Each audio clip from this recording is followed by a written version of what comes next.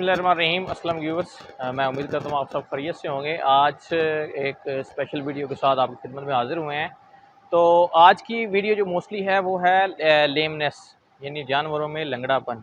तो ये क्योंकि आजकल आपको पता है गर्मियों का सीज़न स्टार्ट हो गया, तो आपको हर जो डेयरी फार्म है वहाँ पे ये मेजर इशू होगा कि जानवर जो हैं वो लंगड़े हो रहे हैं, उनके खुर ख़राब हो रहे हैं।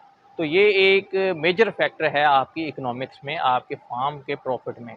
जब आपका एक जानवर लंगड़ा होता है, एक तो आप उसके ट्रीटमेंट में आपकी जो कॉस्ट लगती है वो नुकसान होता है, दूसरा आपका ये जो है जब एनिमल लंगड़ा होता है किसी एक पाँव से भी अगर इवन हो जाए तो वो क्या होता है कि वो एनिमल खड़ा होकर फीड नहीं ले पाता। और गर्मी है तो डेफिनेटली वो स्टॉल में बैठा रहेगा, तो गर्मी की वजह से वो स्ट्रेस में जाएगा, वो फीड नहीं ले सकेगा, तो उसकी वजह से वो एनिमल जो दूध है अपना वो ड्रॉप कर देगा, उसका BCS जो है बॉडी स्कोर है वो कम होता जाएगा, जानवर कमज़ोर होता जाएगा। और इवन अगर आप उसका ख्याल नहीं रखेंगे तो हो सकता है कि वो एनिमल आपको जो है मोर्टेलिटी की शेप में उसका नुकसान बर्दाश्त करना पड़े। एक तो ये है, दूसरा ये भी है कि क्योंकि वो एनिमल बैठा रहेगा ज़्यादा टाइम तो डेफिनेटली आप उसकी मिल्किंग भी कम करेंगे तो मास्टाइटिस के चांसेस भी बढ़ जाएंगे। तो ये एक मेजर जो है वो जो है प्रॉब्लम है फार्म्स पे कि आपके जब जानवर लंगड़े होते हैं। तो आज हम इसी टॉपिक को डिस्कस करेंगे। मैंने कुछ एनिमल्स आए लगाए भी हैं, तो उनको ये जो नॉर्मली एनिमल हैं ये ट्रांजिशन में हैं, इनको पार्चुरेशन किए हुए 20 से 30 दिन हुए हैं, और इवन कुछ होंगे जो 2 हफ्ते वाले भी हैं। तो ये आपने केसेस मैं दिखाऊंगा आपको, ये सारे जो केसेस थे ये सारे सॉफ्ट हूफ के थे। तो आज हम टोटली डिस्कशन करेंगे कि लेमनेस के इश्यूज आते क्यों हैं फार्म पे, हम इनको कैसे कंट्रोल कर सकते हैं और इनकी प्रिवेंशन किस तरह कर सकते हैं ताकि अपने जानवरों को हम लेमनेस से बचाएं और मिनिमम चांसेस जो हैं वो हम अपने फार्म पे नुकसान को कम करें। तो इसको हम स्टार्ट से डिस्कशन करते हैं कि लेमनेस जानवरों में होती क्यों है। तो मोस्टली आपने देखा होगा कि ये गर्मियों के सीज़न में होती है। तो गर्मियों में जो पहला इसमें फैक्टर है वो ये होता है क्योंकि गर्मी होती है, जानवर जो हैं वो शावर के नीचे खड़े रहते हैं ज़्यादा देर। तो ज़्यादा देर वो शावर के नीचे खड़े होते हैं तो नीचे फ्लोर जो होती है, जो फर्श होता है वो पक्का होता है, तो ज़्यादा देर खड़े रहने की वजह से उनके खुरों में मसला आना शुरू हो जाता है। एक तो ये रीज़न है। दूसरा ये रीज़न है कि क्योंकि शावर मुसलसल चल रहे होते हैं तो उनके हूफ जो हैं, खुर जो हैं वो नरम हो जाते हैं, और नरम होने की वजह से उसमें मल्टीपल इशू आना शुरू हो जाते हैं। तो ये तो एक तो इशू था कि जब आपके एनिमल गर्मियों में मोस्टली शावर्स लेंगे तो वो इनमें इशू आएगा।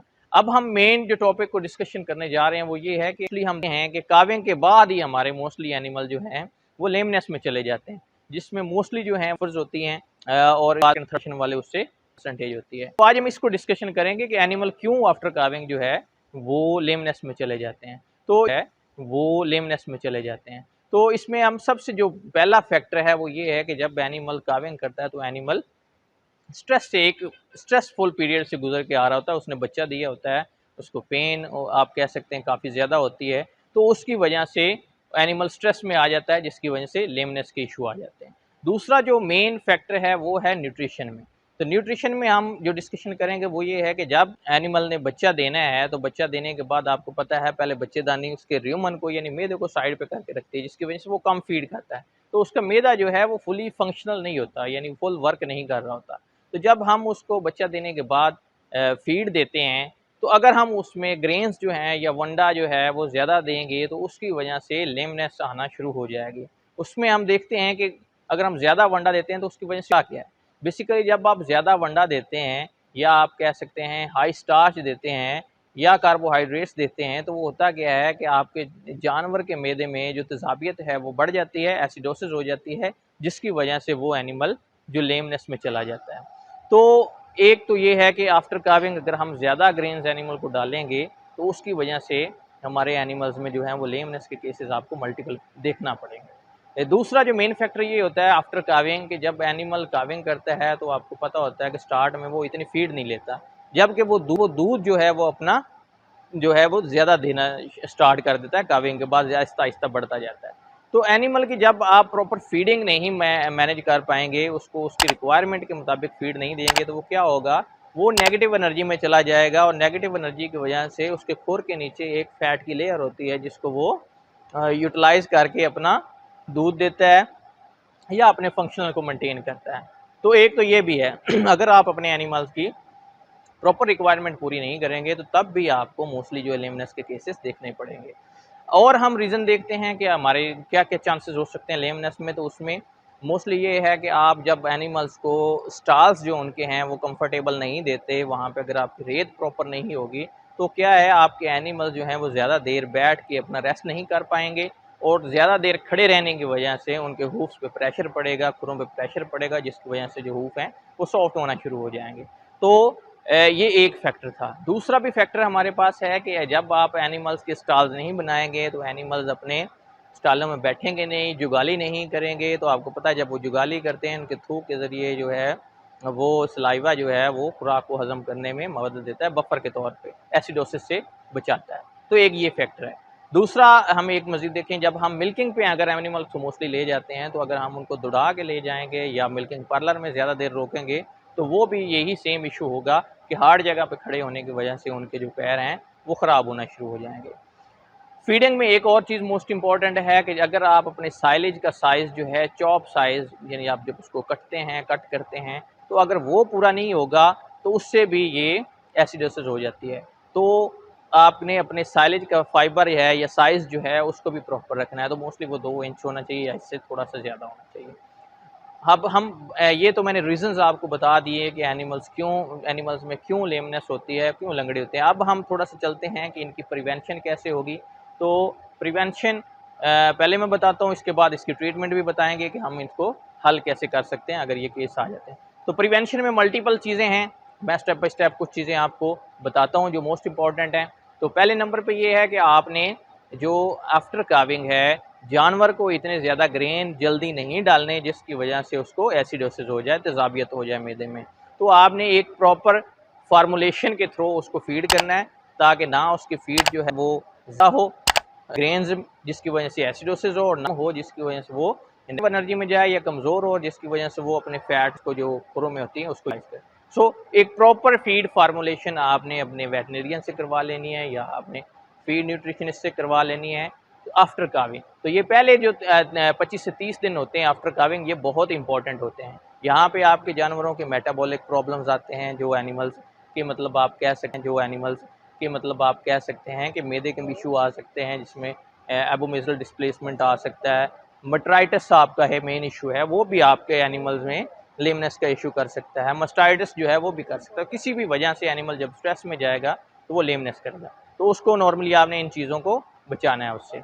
तो फीड के बाद अगला जो स्टेप है उसमें यह है कि आपने अपने स्टॉल्स में जो है, हाँ, फीड में एक और इम्पॉर्टेंट है कि आपने अपने साइलेज का जो चॉप साइज़ है उसको खसूसी तौर पे उसका ध्यान रखना है कि आपको चॉप साइज़ ठीक होना चाहिए।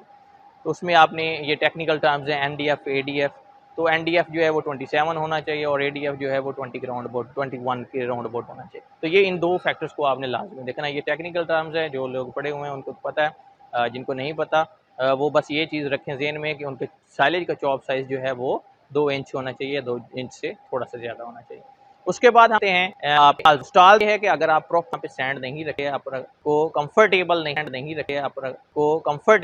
देंगे स्टॉल्स में, तो वो यानी बैठेगा नहीं, ना बैठने से ज़्यादा खड़े होने से उनके हूफ पे प्रेशर पड़ेगा, की वजह से हूफ सॉफ्ट होना शुरू हो जाए। सो अपने बंकरों में अच्छी रेत फिल करें, एनिमल्स को वहाँ पे आराम से बैठने की जो है वो टाइम मिले ताकि वो 10 से 12 घंटे वहाँ पे बैठ के अपना सुकून करें। उसके बाद आपने जो करना है उनको क्लीन इन्वायरमेंट देना है, आपका जो शेड है उसमें सफाई रखनी है, गोबर ना हो, वहाँ पे कंकरियाँ ना हो। तो सफाई जो है वो भी इससे रिलेट करती है लेमनेस में।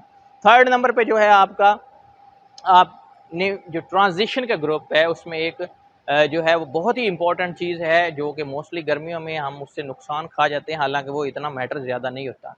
तो मैटर क्या है कि आपने जो ट्रांजिशन का ग्रुप है उसमें आपने फुल कैपेसिटी में एनिमल कभी भी नहीं रखने।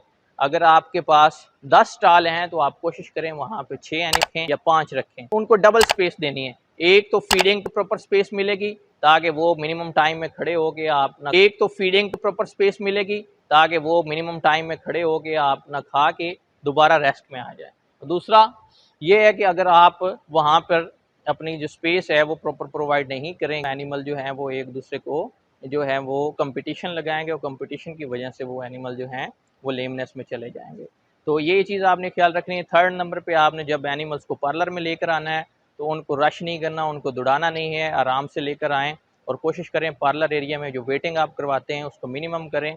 अपना पार्लर का सेटअप अच्छा हो आपका, ताकि एनिमल जल्दी से वहाँ पर मिल्किंग करवा के फ़ौरन से वापस चले जाएँ।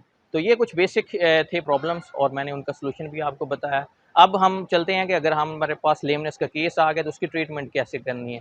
तो उसमें जिस तरह का केस होगा आपने सिंपली उसी तरह उसको ट्रीट करना है। पहले नंबर पे अगर ओवर ग्रोथ हो गई है, उसकी खुर बढ़ गए हैं, और खुर बढ़ने की भी रीज़न यही होती है जब आप प्रॉपर उनको फीड नहीं देते एनिमल्स को, या मोस्टली कच्ची जगह पे रखते हैं, तो जो उनके खुर हैं वो बढ़ जाते हैं, और अगर हम उनकी नॉर्मल ट्रिमिंग नहीं करेंगे तो वो डेफिनेटली हमें प्रॉब्लम काज़ करेंगे। सो जिनके खुर बढ़ गए हैं आप उनकी नॉर्मल ट्रिमिंग करवाएँ, ताकि वो जो इश्यूज़ हैं बाद में ना आएँ, आपके एनिमल के जान खुर जो हैं वो पहले से ठीक हो जाएँ। बाकी आगे अगर आपके वो इन्फेक्शियस इश्यूज़ है तो उसको ओपन करें और उसकी सिंपल ट्रीटमेंट करें, और अगर लेमिनाइटिस है यानी स्वेलिंग हो गई है वहाँ पे, वहाँ अपने एनसाइड यूज़ करना है, कोई भी कर लें तो उसकी स्वेलिंग कम हो, पेन कम हो और वो जल्दी से रिमूव हो जाए। तो सिंपल यही है। हाँ, और एक डिजिट का आपका इन्फेक्शन हो गया है और दूसरा डिजिट आपका ठीक है, तो वहाँ पे ब्लॉक लगाएँ, तो ब्लॉक लगाने से कंफर्टेबल मिलेगा नेक्स्ट टूथ को, और वो जल्दी से रिकवर हो जाए। तो ये कुछ बेसिक थे प्रॉब्लम्स जो आजकल मोस्टली आप फार्म्स पे देखेंगे, और एक ये मेजर डालते हैं आपकी इकोनॉमिक्स में। और थर्ड नंबर एक मैं मिस कर गया, आपने अपने फूड डेप्थ जो है उसको प्रॉपर मेंटेन करना है। उसमें परसपेट यूज़ कर सकते हैं, या आपको जो फार्मलिन है वो यूज़ कर सकते हैं, या बनी बनाई डिप्स आपको मिलती हैं। तो डिप जो है उसको भी ये प्रॉपर आपको उन्हें मेंटेन करना है, ताकि वो जो इश्यूज़ हैं वहाँ पे आपके कवर हो जाए। तो ये कुछ बेसिक प्रॉब्लम्स थे जो आपको मोस्टली गर्मियों में मिलेंगे।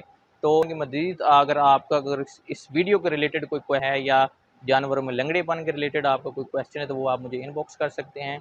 तो हम उसको इंशाल्लाह आपको कोशिश करेंगे ये जवाब देंगे। तो इस तरह के मज़ीद वीडियोज़ को देखने के लिए आप मेरे चैनल को सब्सक्राइब कर दें, शुक्रिया। तो इस तरह के मज़ीद वीडियोज़ को देखने के लिए आप मेरे चैनल को सब्सक्राइब कर दें, शुक्रिया।